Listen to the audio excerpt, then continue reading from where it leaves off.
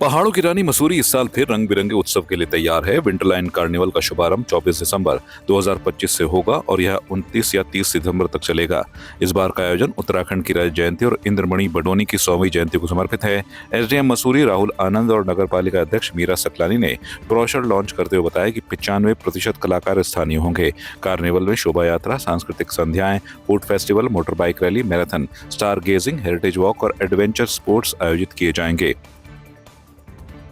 बिल्कुल, हमारी परसों तारीख से जो हमारा सबसे अवेटेड इवेंट है मसूरी का, मसूरी विंटरलैंड कार्निवल, उसका आगाज़ होगा और ये 24 से 29 लगभग 6 दिन के लिए हमारी चलेगी। तो उसकी लगभग तैयारियां पूरी हो गई है। सजावट का कार्य बिल्कुल तेज़ी से चल रहा है, लगभग सजावट हो भी गई है और बाकी जो अंतिम रूपरेखा है उसको कोशिश की जा रही है। ब्रोशर्स हमने रिलीज़ कर दिए हैं, आर्टिस्ट हमारे फाइनल हो गए हैं और जैसा कि हमेशा की भांति मुख्य जो वेन्यू होगा वो हमारा नगर पालिका टाउन हॉल होगा और इसके उपरांत, इसके अलावा जो होगा हमारे शहीद स्थल, गांधी चौक, लैंडौर, कंपनी गार्डन और गढ़वाल टेरेस, जो हमारी ये 4-5 जगह हैं, वहाँ पे भी लगातार प्रतिदिन कार्यक्रम चलते रहेंगे ताकि पूरे शहर में एक एहसास हो कि कार्निवल हो रहा है और पूरा शहर इससे अपने आप को जुड़ा हुआ महसूस करे। और खास हमारी जैसे कि हमारी मुख्य थीम है कि सेलिब्रेटिंग 25 ईयर्स ऑफ उत्तराखंड, जो हमारी रजत जयंती वर्ष हो रही है, तो हमने उसी को अपना मुख्य थीम बनाया है और हम कोशिश कर रहे हैं कि उत्तराखंड के जो कल्चर हैं, चाहे वो हमारे फूड हो, हमारा पहनावा हो, संगीत हो, डांस हो, हम सभी को हमारी कला, हमारी भाषा, हम सबको पूरे पर्यटकों को जो हमारे देश विदेश से आते हैं उनको दिखाएं, प्रचार करें कि कितनी रिच, कितनी हमारी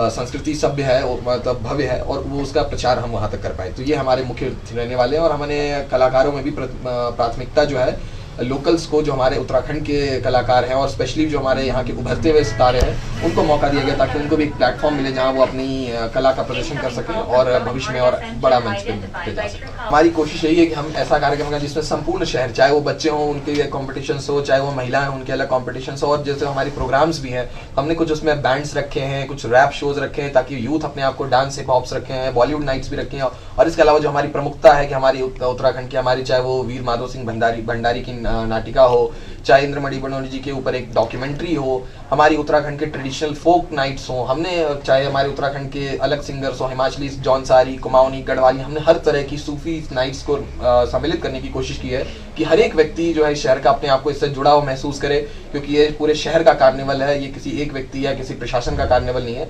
तो हमारी कोशिश है कि सब लोग इसमें जुड़ा हुआ महसूस करें और हर आदमी को अपने हिसाब से कुछ ना कुछ इस कार्निवल से मिले।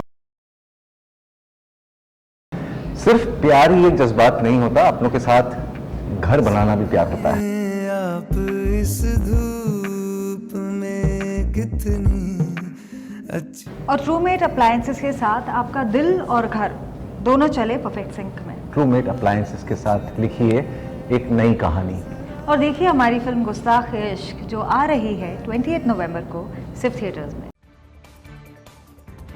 बीते कुछ महीने पहले गोवा के एक रिजॉर्ट में हुई भीषण आग में 25 लोगों की मौत ने पूरे देश को हिला कर रख दिया था। इसमें उत्तराखंड के 9 निवासी भी थे, जिनमें 4 रिजॉर्ट कर्मचारी थे। मृतकों में सुमित भी शामिल थे, जो अपने परिवार के इकलौते बेटे थे। उनके निधन से परिवार पर दुख और आर्थिक संकट का पहाड़ टूट पड़ा है। इस बीच कांग्रेस प्रदेश अध्यक्ष गणेश गोदिया ने सुमित के गाँव छानी का दौरा किया और परिवार से मुलाकात कर सांत्वना दी। उन्होंने कहा कि यह समय राजनीति का नहीं बल्कि मानवीय संवेदना दिखाने का है। पहले गोवा के एक रिजॉर्ट में हुए अग्निकांड में 25 लोगों की जानें गई। उसमें से 9 लोग उत्तराखंड से थे। उन 9 लोगों में 5 लोग कर्मचारी थे, उस रिजॉर्ट में काम करने वाले कर्मचारी थे, और 4 लोग उत्तराखंड मूल के दिल्ली में रहने वाले लोग पर्यटक के रूप में वहां गए थे। उसमें से एक बालक जिसका नाम सुमित नेगी और विकासखंड पावो के छानी गांव का रहने वाला था, वो भी शामिल था। और मैं आज उस बालक के गांव में आ रखा हूँ। मेरे बगल में ये उसके पिताजी बैठे हुए हैं, श्री गजेंद्र सिंह जी, और एक ही बेटा था और वो बेटा दुर्भाग्य से काल कलवित हो गया। लेकिन मैं उत्तराखंड सरकार से, खास करके माननीय मुख्यमंत्री पुष्कर सिंह धामी से एक निवेदन करना चाहता हूँ। कोई राजनीति की बात नहीं है। इस उम्र में, 29 साल की उम्र में, जो बालक हम सब से विदा हो गया, और अन्य भी हमारे जो उत्तराखंड के साथी हैं, बहुत कम उम्र के हैं, जो काम करने वहाँ गए थे और वो हमसे सब उनका जीवन समाप्त हो चुका। उनके घरों में, उन तमाम लोगों के घरों में, जैसे मैं यहाँ पर सुमित के घर में देख रहा हूँ, उसके वृद्ध पिता के आंखों में आंसू देख रहा हूँ, उसकी माता का विलाप देख रहा हूँ, पत्नी का विलाप देख रहा हूँ। तो ऐसे ही पूरे सभी घरों के चिराग बुझे हैं, उन सब घरों का भी यही हाल होगा। मैं उत्तराखंड के माननीय मुख्यमंत्री जी से निवेदन करना चाहता हूं कि आपसे निवेदन है कि राज्य सरकार की ओर से इन परिवारों को एक तो आप सहायता के लिए कुछ न कुछ घोषणा करें। मेरा हाथ जोड़ के निवेदन है, मैं कोई इसमें राजनीति नहीं है, सबकी तरफ से हम हाथ जोड़ के आपसे निवेदन कर रहे हैं कि राज्य सरकार की ओर से इन परिवारों को कुछ राहत की राशि के लिए आप स्वीकृति दें।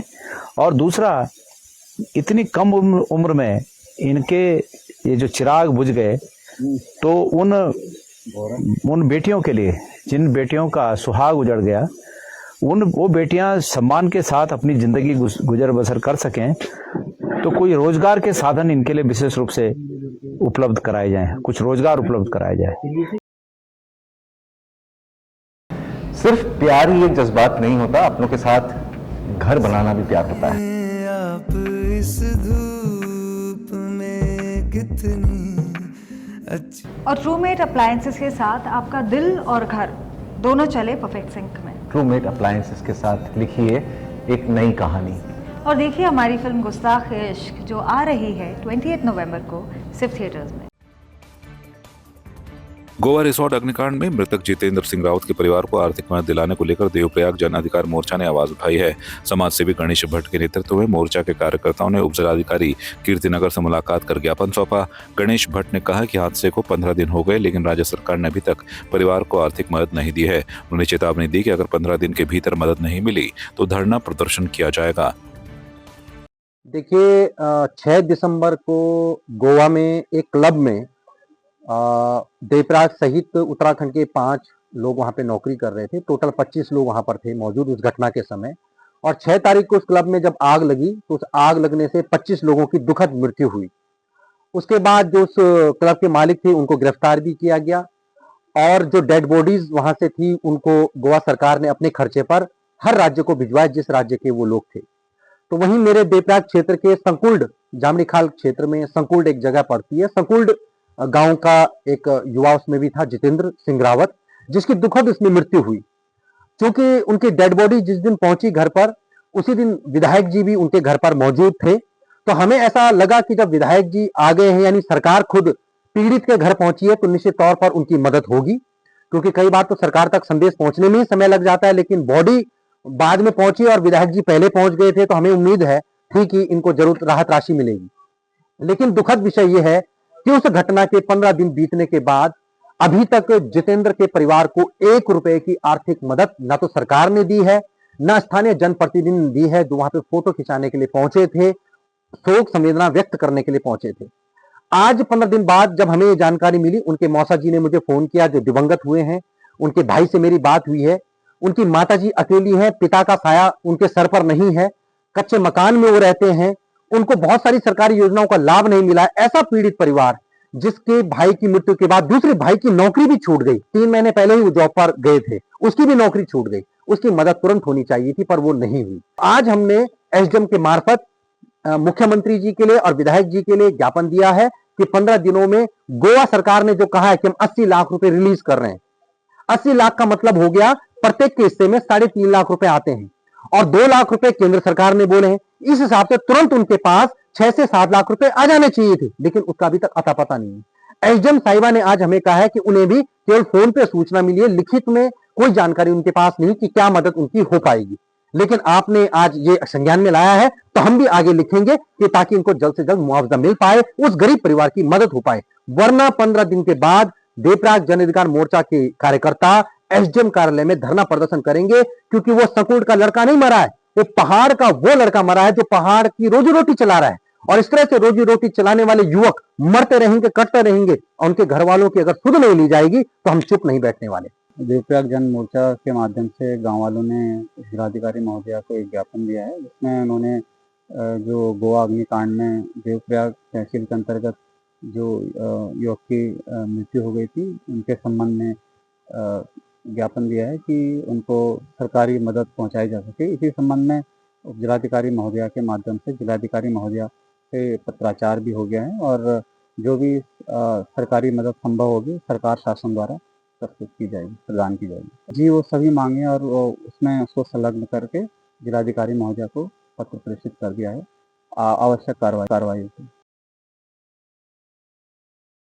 सिर्फ प्यार ही एक जज्बात नहीं होता, अपनों के साथ घर बनाना भी प्यार होता है। आप इस धूप में कितनी अच्छी। और ट्रूमेट अप्लायंसेस के साथ आपका दिल और घर दोनों चले परफेक्ट सिंक में। ट्रूमेट अप्लायंसेस के साथ लिखिए एक नई कहानी। और देखिए हमारी फिल्म गुस्ताख इश्क जो आ रही है 28 नवंबर को सिर्फ थिएटर्स में।